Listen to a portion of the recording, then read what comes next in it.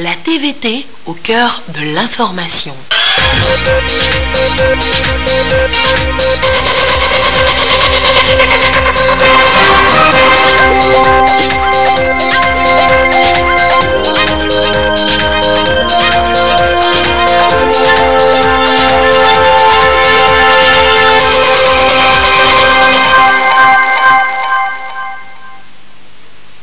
Il est l'heure du journal sur la télévision togolaise. Madame, Monsieur, bonsoir et voici les titres de cette édition. L'émergence du Togo repose sur son secteur privé. Raison pour laquelle c'est ce secteur privé justement qui financera en majorité la réalisation du PND, Plan National de Développement. Mais comment cela se traduira dans les faits? Vous suivrez les explications du Premier ministre dans ce journal. La famille des hommes d'armes s'agrandit au Togo. La première vague de recrues militaires vient d'être présentée au drapeau Akara. Découvrez leur visage dans ce journal.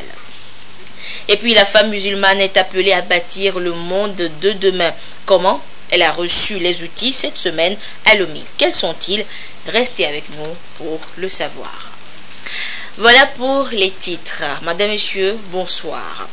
La contribution du secteur privé en général et de celle des banques et institutions financières en particulier dans le développement n'est plus à démontrer. D'ailleurs, le plan national de développement PND du Togo sera fortement soutenu par le secteur privé. Et le Premier ministre, comme ici l'homme Classou, l'a encore rappelé aux 40 ans du centre de formation bancaire du Togo. Les précisions avec Edem ce soir.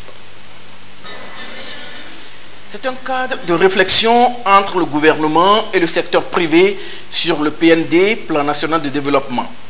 Des échanges autour d'un dîner pour permettre aux banques et aux différents établissements financiers de maîtriser le rôle qu'ils sont appelés à jouer dans la réalisation de ce plan d'ici à 2022. Surtout si l'on sait que le PND doit être financé par le secteur privé à hauteur de 65%. Le Centre de formation bancaire du Togo, CFBT, a, dans la dynamique de célébration de ses 40 ans d'existence, voulu cette rencontre axée principalement sur la contribution des banques et établissements financiers dans la trajectoire de l'émergence. Nous avons un heureux hasard qui fait que notre première activité correspond justement au lancement du PND, puisque dans la mesure du possible, nous formons pour le renforcement des capacités des banques, mais nos produits sont également utilisés dans les entreprises. Et comme le PND nécessite un financement important, qui selon la stratégie adoptée par le Togo est basé sur une bonne partie de la contribution du secteur privé, je considère que le centre de formation bancaire, que nos produits soient à la banque ou qu'ils soient dans les entreprises, vont ou contribuent énormément au financement et au bon fonctionnement de l'économie nationale. J'ai retenu de ce débat extrêmement riche et très fructueux, évidemment, ce que le Togo est en train de faire pour arriver à l'émergence. Il y a déjà un critère qui est favorable, c'est-à-dire le taux de croissance. On dit la croissance, ça ne se mange pas, mais la croissance donne le meilleur moyen pour pouvoir faire autre chose. C'est-à-dire, la croissance est l'expression justement du développement du système productif dans son ensemble. Par le truchement de ce jubilé d'émeraude du CFBT, l'association professionnelle des banques et établissements financiers a rappelé que le secteur bancaire doit nécessairement accompagner la mutation constante du pays pour la transformation structurelle de son économie. Le Premier ministre, comme ici l'homme Classou, a réitéré aux panélistes et aux acteurs du secteur privé la ferme détermination du chef de l'État Faure Eswazina Nyasingbe à accélérer la croissance économique. Et les réflexions menées autour de ce dîner constituent un signal fort de la volonté des banques et des institutions financières à gagner ce pari avec le président de la République. La politique de développement économique impulsée par le président de la République en termes de vision et conduite par le gouvernement a permis au Togo d'entrer dans le cercle vertueux des économies dynamiques du continent avec un taux de croissance projeté pour cette année 2019 à 5,1% contre 4,9% en 2018, compte tenu des aléas connus par notre pays. Sur les 5 dernières années, le gouvernement a déployé beaucoup d'efforts afin de mettre en place des réformes structurelles et sectorielles d'envergure dans plusieurs domaines. L'objectif réaffirmé est d'asseoir les bases d'une croissance de qualité, c'est-à-dire une croissance forte, durable et inclusive, portée par un secteur privé dynamique et créateur d'emplois durables et rémunérateurs. C'est donc pour définir dans une démarche participative et cohérente les actions nécessaires que le Togo s'est doté du Plan national de développement sur la période 2018-2022. Il s'agit en réalité de la transposition de l'agenda 2030 des Nations Unies dans le contexte national au regard de nos atouts, de nos opportunités, mais aussi de nos défis. C'est dans cette perspective que d'ailleurs 65% du coût estimé, à savoir à peu près 3004 milliards, sont attendus du secteur privé. Le chef du gouvernement a en outre précisé aux acteurs du secteur privé les conditions favorables de création d'entreprises mises en place pour un partenariat gagnant-gagnant. Le gouvernement, sous la houlette du président de la République, et faisant de la gestion axée sur les résultats son mode opératoire, a engagé de nombreuses réformes majeures dont l'objectif est de garantir la stabilité du cadre macroéconomique, d'assainir davantage les finances publiques et d'améliorer sensiblement le climat des affaires. Il s'agit de créer les conditions pour une meilleure mobilisation des ressources internes et favoriser l'attractivité des investissements directs étrangers. En guise d'exemple, selon le dernier rapport du business de la Banque mondiale 2019, 4 pays d'Afrique subsaharienne, notamment le Togo, le Kenya, la Côte d'Ivoire et le Rwanda, figurent sur la liste des 10 pays les plus réformateurs au monde. En effet, avec une dizaine de réformes réalisées entre juin 2017 et mai 2018, le Togo a amélioré son environnement des affaires sur plusieurs indicateurs, dont, entre autres, la création d'entreprises. Aujourd'hui, il est possible de créer une entreprise dans 24 heures. D'autres mécanismes, notamment le raccordement à l'électricité. Ceci a permis au Togo de gagner 37 places et d'occuper la 7e place dans toute l'Afrique. L'exécution des contrats. Le Togo, avec cette réforme, a gagné 6 places. Le pays occupe alors la 137e place dans le du business contre 156 en 2018. L'engagement personnel du chef de l'État est un gage de prédisposition de l'exécutif à accompagner le secteur privé. Vous convenez avec moi qu'en créant les conditions idoines pour rendre plus attractif et compétitif le Togo, les banques et établissements financiers tireront aussi leur épingle du jeu à travers les partenariats à nouer entre opérateurs économiques togolais et leurs homologues étrangers. Le CFBT a reçu ici tout le soutien du gouvernement dans sa mission de formation des cadres de banque. Il forme près de 500 apprenants par an au service du secteur privé, surtout bancaire et financier, pour une croissance forte, durable, résiliente, inclusive et créatrice d'emplois décents. Pour atteindre l'émergence, les pays doivent travailler à disposer d'une croissance économique forte, inclusive et durable. Et ces réalisations nécessitent des investissements conséquents. Rôle des institutions financières comme la BCEAO. Edem Soussoupo nous détaille sa contribution à l'économie togolaise. Ces 20 dernières années, les banques et établissements financiers ont été particulièrement ambitieux et se développent aussi vite. Le secteur a réussi son ancrage territorial national et sans nul doute accompagne la transformation structurelle de l'économie nationale qui suppose le passage de l'émergence d'une économie extractive vers celle de transformation. Nous contribuons beaucoup au financement de l'économie. Mais la contribution de la Banque centrale aujourd'hui, elle n'est pas directe, elle est indirecte. D'abord, la contribution à la stabilité du cadre macroéconomique. Il n'y a pas de financement sans stabilité du cadre macroéconomique. Et quand nous parlons de stabilité du cadre macroéconomique, il y a un certain nombre d'éléments. En particulier, le niveau d'inflation qui doit être relativement faible. Depuis 9 ans, et sur la base des réformes opérées, la BCEAO œuvre pour la stabilité des prix. Elle pilote la monnaie de façon à permettre que le taux d'inflation soit compris dans une fourchette de 1% à 3%. Et plusieurs mécanismes sont enclenchés. Depuis un certain nombre de temps, la Banque centrale lutte pour que le niveau d'inflation dans notre pays soit faible, de manière à assurer la stabilité macroéconomique, de manière à permettre à ce que la valeur de l'épargne soit préservée, à rassurer les investisseurs et aussi à faire en sorte que nos économies soient compétitives. Ça, c'est la première chose. Deuxième chose, la Banque centrale refinance les crédits des banques et refinance aussi les placements des banques.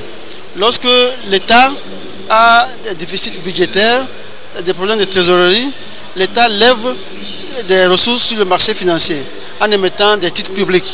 Ça s'appelle des bons de trésor ou des obligations. Une fois que ces titres publics sont émis, les banques les achètent et une fois que les banques les ont achetés, elles viennent se refinancer, c'est-à-dire avoir des ressources à la Banque centrale. Donc aujourd'hui, une grande partie des titres publics achetés par les banques ont été refinancés par la Banque centrale. Troisième chose, ça concerne les différentes actions que la Banque centrale a eu à mener pour favoriser le crédit bancaire. Nous voulons parler d'abord de la symétrie d'information, parce qu'on s'est rendu compte que les banques rechignent à financer le secteur privé, parce que les banques n'ont pas une information complète sur les demandeurs de crédit. Donc il faut créer un système qui permette aux banques d'avoir une meilleure information sur la crédibilité des demandeurs de crédit. Nous avons mis en place aussi un certain nombre de mesures. Je prends le crédit bail. Le crédit bail qui va permettre à ce qu'un entrepreneur, par exemple, qui veut financer son activité, n'a pas besoin d'aller prendre un crédit sur une longue période. Il suffit de s'adresser à une société de crédit bail et la société de crédit bail met à sa disposition les outils dont il a besoin pour son entreprise. La BCEAO a donc compris que la meilleure manière de contribuer au financement de l'économie pour une croissance robuste et durable, compatible avec la réduction de la pauvreté est entre autres la promotion et la diversification des instruments et mécanismes de financement de l'économie, la création des conditions pour une plus grande inclusion financière et le renforcement de la solidité des banques. Et le Togo poursuit les réformes pour assainir son climat des affaires et attirer ainsi l'investissement privé à l'étranger. Ces réformes ont été opérées, entre autres, dans le secteur du transfert de propriété. Les précisions avec Carmen Madji à Cap.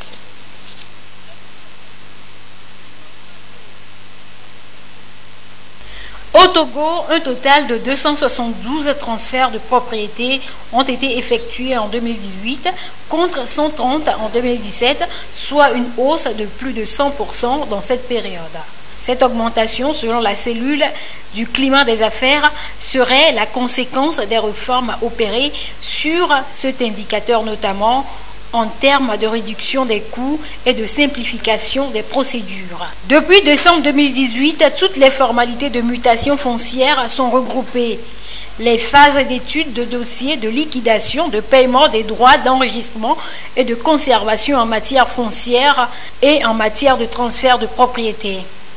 Cette réforme a permis de doubler le nombre de mutations, passant d'une moyenne de 35 dossiers enregistrés en janvier 2018 à 70 pour la même période de 2018. Dans le même temps, les autorités ont procédé à un allègement fiscal de la démarche. Ainsi, il a été adopté un paiement forfaitaire sur les opérations de transfert de propriété d'une valeur de 35 000 francs CFA contre 4% de la valeur vénale auparavant, cumulant les frais d'enregistrement, des mutations et frais de la conservation foncière. Dans la foulée, les normes de service sont désormais publiées en ligne et accessibles librement aux usagers. une mesure visant à renforcer la transparence des services du cadastre. De même, il a été mis en place depuis 2018 une base de données numérisée sur le foncier permettant de consulter l'historique des titres de propriété, vente et hypothèque. Ce répertoire interne à l'Office togolais des recettes OTR a été mis en place après la numérisation de 99% des titres fonciers au Togo en vue de délivrer des copies des titres de façon instantanée et de procéder à tout type de recherche. Ceci a permis d'obtenir un délai moyen de 7 jours contre 10 jours l'année dernière en matière de mutation des titres fonciers. Le digital est également mis à contribution pour permettre à toute personne qui désire de disposer des informations ou partager des préoccupations sur un sujet relatif au foncier. Ainsi, un formulaire de plainte a été mis en place sur le site de la direction du cadastre et de la conservation foncière et de l'enregistrement à cet effet.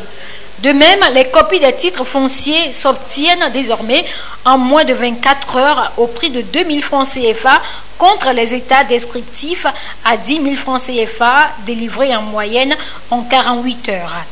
Avec la numérisation de la quasi-totalité des titres fonciers, les acteurs habilités à procéder à la demande de titres fonciers sont désormais de plus en plus sollicités pour les copies de ces titres. Au siège du Parlement ce matin, la délégation de l'Assemblée paritaire ACPUE en séjour dans notre pays a rencontré le bureau du Parlement togolais. De quoi ont-ils discuté? Nous écoutons le parlementaire Louis Michel au micro de Augustin Kossi. La rencontre avec la présidente de l'Assemblée nationale et avec les membres du bureau nous a fortement impressionnés. La présidente nous a répondu à un certain nombre de questions importantes que nous avions posées et nous allons maintenant intégrer tout ça dans un rapport. Pour le reste, je ne vais pas m'exprimer sur le rapport maintenant. J'ai été très impressionné en tout cas par la maîtrise du fonctionnement parlementaire de votre présidente et des membres du bureau. Pour le reste, sur le fond, on doit intégrer tout ça dans le rapport et puis après, on verra. Et la présidente de l'Assemblée nationale informe les honorables députés que conformément à l'article 55 de la Constitution, la première session ordinaire de l'année s'ouvre le mardi 2 avril 2019 à 10h au siège de l'Assemblée nationale. Après 6 mois de formation, la première vague des recrues militaires 2018-2019 est prête.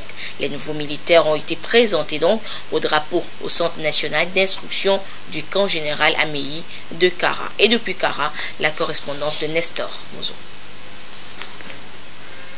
Treillis impeccable, casquette bien vissée sur la tête, arme à la poitrine.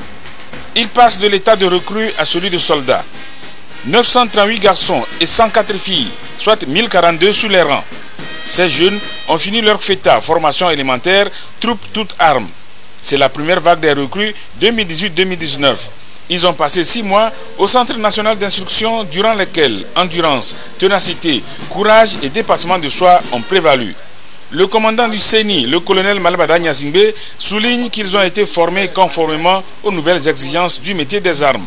Ils ont donc les qualités de soldats professionnels capables de répondre efficacement aux nouvelles formes de menaces, de protéger et sécuriser les institutions de l'État, les populations et leurs biens. Cette cérémonie de fin de formation a été présidée par le chef d'état-major de l'armée des terres. Le CEMAT a précisé que les forces armées togolaises ont besoin de renforcer leurs effectifs pour mieux assurer leur mission. Je voudrais avant toute chose saisir l'occasion pour rendre hommage et remercier tout particulièrement le président de la République, chef des armées, son Excellence Faure Essouzina Gnassingbé, qui a, entre autres, accepté et autorisé un renforcement substantiel des effectifs des forces armées togolaises à travers les différents recrutements. En effet, dans le cadre de la refondation de l'outil de défense avec la création de nouvelles unités et de l'engagement de plus en plus intense de notre pays dans la sauvegarde de la paix et de la sécurité internationale voulue par le chef des armées, les besoins en personnel se sont considérablement accrus. Recrue de la FETA A, militaire 2018-2019, je suis persuadé que les connaissances que vous avez acquises vous seront très utiles pour mener à bien vos futures missions dans un environnement national, mais aussi et surtout régional et international, marqué par l'émergence de nouveaux défis qui ont pour nom le terrorisme, le djihadisme, etc. Le moment le plus attendu de cette cérémonie de fin de formation, c'est la présentation des recrues au drapeau. Première vague des recrues 2018-2019. Ce drapeau devant vous, flottant dans toute sa splendeur, vous retrace l'histoire de tout un peuple et au-delà de toute une nation.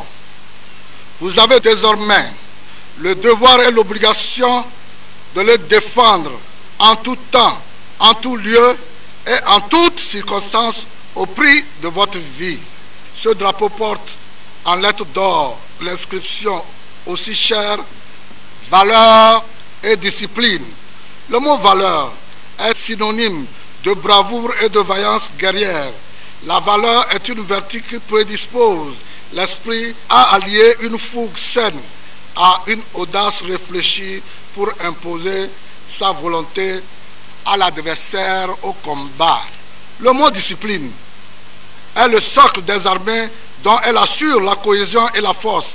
La discipline est le premier marqueur de l'identité militaire, le ferment indispensable à la mise en cohérence des actions individuelles des soldats, investis collectivement de responsabilités envers la patrie.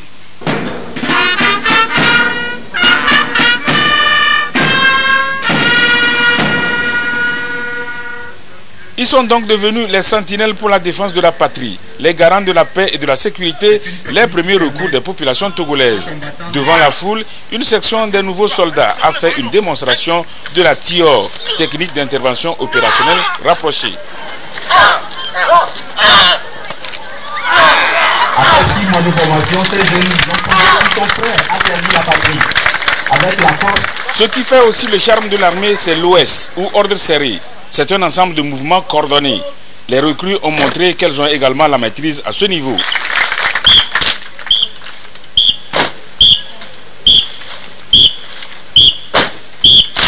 Avec l'effectif de 1042, les circonscrits de la première vague de la FETA 2018-2019 ont été divisés en 3 bataillons pour leur premier défilé en tant que nouveaux militaires.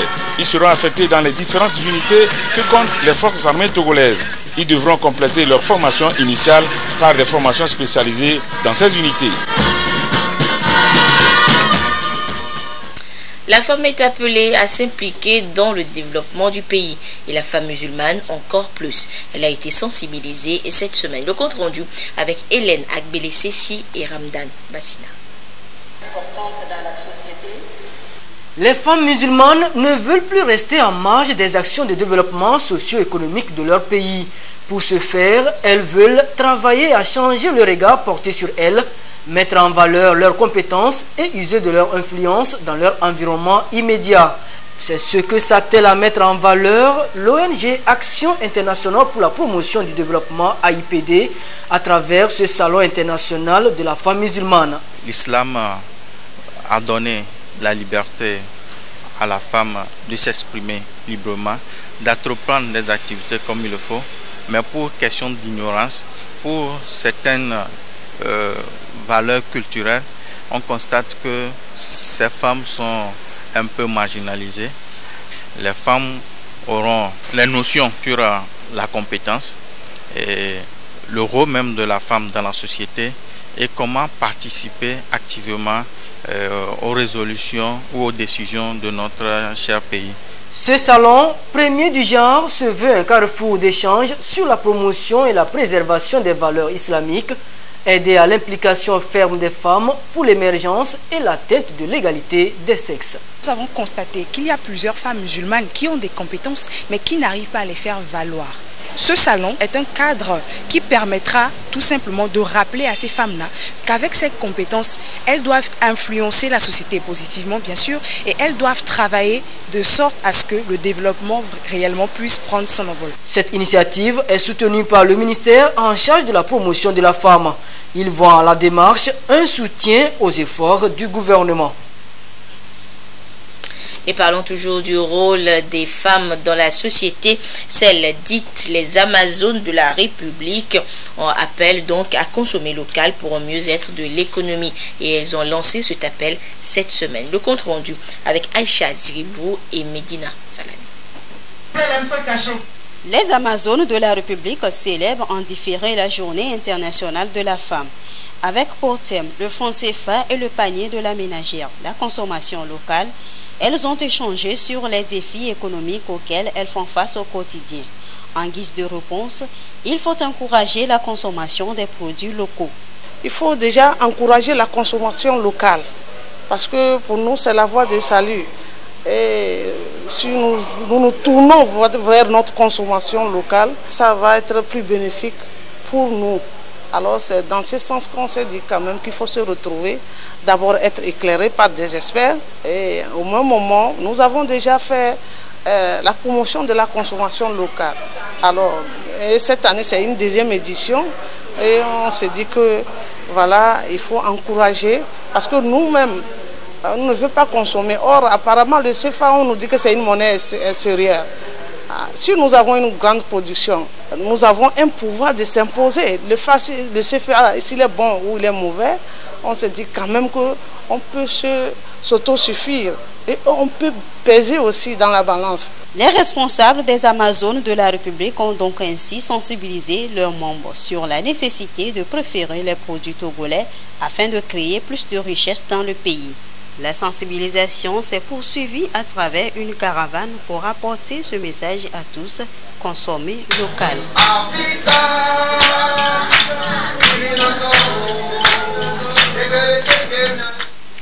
La tournée de remerciement de l'électorat par les membres et les cadres du parti Unir Union pour la République se poursuit. Et du côté de la BINA, les députés du parti Unir, donc, qui ont remporté les 2 sièges dans la circonscription, sont retournés vers les populations. Le compte rendu avec Nestor Mozou. Durant la dernière campagne des élections législatives, les partis politiques et les candidats indépendants sont allés solliciter les voix des populations de la BINA. Mais à la proclamation des résultats du scrutin, c'est le parti UNIR qui a gagné 2 sièges sur les 2 qui étaient à pourvoir. Si la victoire a été éclatante, c'est grâce à la mobilisation des militants à la base. Pour la confiance faite au parti et à ses candidats, les cadres de la préfecture de l'Union pour la République, par devoir de redevabilité, sont venus témoigner à ces militants leur gratitude. Il a été aussi question d'annoncer aux populations les projets à mettre en œuvre et de leur expliquer le PND, Programme National de Développement. J'ai conduit la liste UNIR au sein de la BINA et donc nous sommes sortis vainqueurs avec un score plus qu'honorable de plus de 88%, avec un taux de participation de plus de 86%.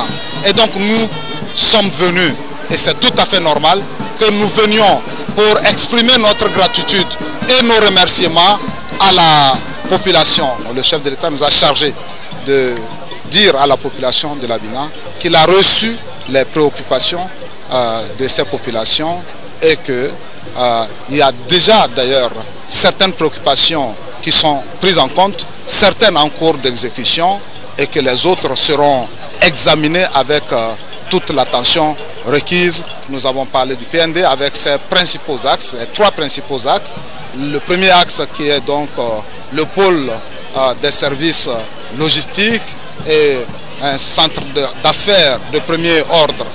Le deuxième axe qui est donc l'axe du pôle des transformations agricoles, d'industrie manufacturière et extractive. Et le troisième axe qui porte sur le renforcement et la consolidation des mécanismes d'inclusion. Les élections locales à venir et la présidentielle de 2020 ont été abordées. Les cadres ont exhorté les militants à rester mobilisés pour d'autres victoires. Du côté des populations et des structures de base du parti, on estime que la démarche des cadres est à saluer. C'est une heureuse initiative parce que après avoir abattu un grand travail lors de la campagne et surtout le jour du vote, il est de bon ton que ces cadres-là reviennent pour dire merci à cette population-là. On ne sera jamais fatigué de travailler pour notre grand parti, de travailler pour notre champion pour qu'il gagne, parce qu'il a une grande vision pour ce pays, une grande vision pour le développement du Togo. Le ministre d'État, Magnem Solitoki Essor, a, au nom du président national du parti, félicité les structures de base pour le travail abattu et qui permet le rayonnement de UNI. Il a rassuré les membres de ces structures et les autres militants de la volonté du président de la République d'œuvrer pour le bien-être et le bonheur des populations togolaises. Une tournée sera effectuée dans les cantons de la préfecture de l'Abina pour la même cause. Pour voler au secours de l'environnement en grand danger ces dernières années, le 7e art est mis à contribution. C'est donc le cinéma vert qui était à l'honneur durant toute cette semaine à la 6e édition du FECILOM, Festival de cinéma de Lomé. Les précisions avec Sandra Adiagué. La 6e édition du Festival de cinéma de Lomé FECILOM enregistre toute catégorie de films audiovisuels. Un événement, une rencontre qui promeut le 7e art au Togo. L'édition 2019 sera encore une occasion pour les cinéastes togolais et d'ailleurs de sensibiliser la population sur les problèmes environnementaux. Des productions audiovisuelles seront consacrées à la thématique. Nous avons constaté que sur la côte de l'Afrique de l'Ouest, l'érosion côtière a eu raison de notre côte, surtout la zone frontalière au Bénin. Et donc nous allons produire un film documentaire qui retrace un peu la vie de ces populations côtières afin que là où l'homme ne peut pas aller parler de ces défis de millénaires, que le film puisse aller sensibiliser. En 6 ans de festival, nous avons eu 102 jeunes qui sont formés, qui sont sur le terrain actuellement et qui raflent un peu des prix un peu partout. Et c'est une fierté pour nous de voir le cinéma togolais qui est en train d'enlever du plomb de ses ailes. L'avènement de FECILOM, selon les acteurs du secteur, a permis de rehausser le niveau du cinéma togolais. Le cinéma togolais est en effervescence. Le cinéma togolais monte bien, monte très bien, aussi bien avec les techniciens qu'avec les acteurs. Je crois que tout va si bien et je dis bon courage à tous ceux qui se donnent au cinéma togolais. Si FECILOM aujourd'hui est à sa 6e édition, cela veut dire que tout marche bien. Cela veut dire que le cinéma togolais est vivant. Et ça se sent ici, au Togo, et à l'extérieur également, puisque nous avons reçu des prix à l'extérieur. FECILOM, un festival de rencontres entre professionnels, mais également de rencontres de formation en atelier d'écriture de scénarios, des acteurs et surtout d'initiation à la réalisation audiovisuelle. Des grandes figures du monde cinématographique sont aussi présentes pour la sélection des meilleures productions audiovisuelles. FECILOM qui a donc pris fin hier samedi à Lomé. Et les phases régionales du Festival national de danse traditionnelle du Togo, FESNAD, se sont poursuivies cette semaine et nous vous proposons ce soir de découvrir les ambassadeurs des régions centrales et maritimes avec ce compte rendu de la marque Bodjona et Esther Laclé.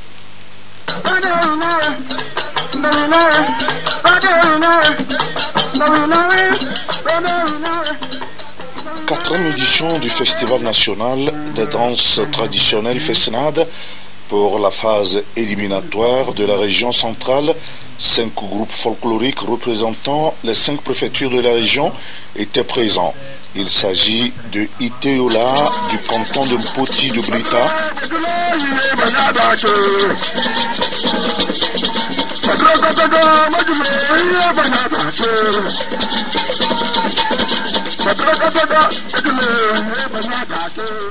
Azaza de Tabandé dans la préfecture de Chetoubois,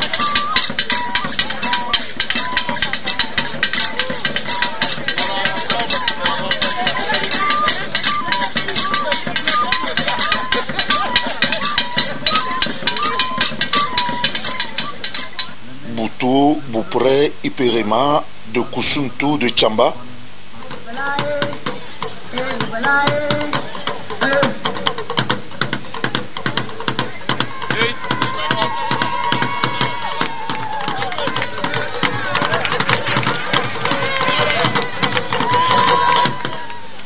Fouissi de Kéméni dans Tchaoudjo.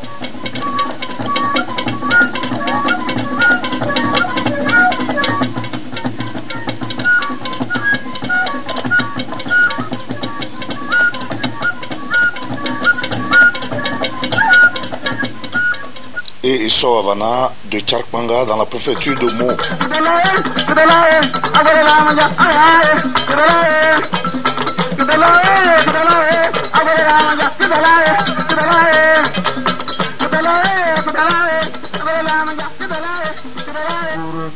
Chaque groupe avait 10 minutes pour faire valoir les richesses culturelles de son milieu devant un jury de 3 membres. Au finish, ce sont les groupes Boutou, Boupré, Iperema, de Koussountou, de Tchamba et Soavana de Tcharkmanga dans la préfecture de Meaux qui ont été retenus pour la soirée apothéose le 25 avril prochain à Lomé. Les 2 groupes qui ont été retenus sont les groupes, heureusement, sur lesquels portait personnellement mon pronostic. C'est des groupes, vous avez vu le public réagir à chaque fois que ces 2 groupes-là prestaient. Le premier groupe, vous avez vu la façon dont le public les a accompagnés. Et le second groupe aussi. Je crois que de plus en plus, nous sommes en train d'atteindre les objectifs que nous sommes en train de poursuivre, c'est-à-dire permettre à toutes les populations de notre pays de faire ressortir les richesses culturelles que nous avons et que nous ne montrons pas très souvent, de les faire ressortir, de les montrer aux yeux du monde entier et aux yeux de tous les Togolais qui parfois aussi sont ignorants de ce qu'ils ont comme richesse eux-mêmes. Le ministère de la Culture, du Tourisme et des Loisirs organise cette manifestation culturelle dans le cadre de la célébration de l'indépendance afin de faire la promotion de la diversité culturelle du Togo. Afa de Djadblé et Foreva Azélé Gazaou représenteront la région maritime à la soirée apothéose du FESNAD le 25 avril prochain. Ces 2 groupes folkloriques ont été sélectionnés parmi les 6 en compétition.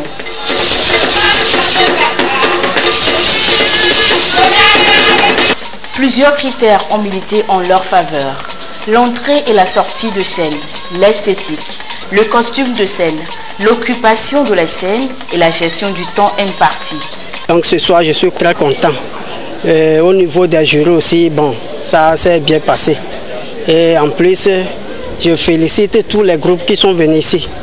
Malgré que nous sommes les 2e, moi je suis content. Et je félicite aussi le premier. Les préliminaires du Festival national des danses traditionnelles FESNAD prennent fin ce dimanche 31 mars avec l'étape Lomé commune. Au total, 12 groupes à raison de 2 par région vont prester à la soirée apothéose ce 25 avril. Rendez-vous donc le 25 avril. Et voilà, ainsi se referme cette édition. Merci de votre fidélité à la télévision togolaise. Excellente suite de nos programmes. Au revoir.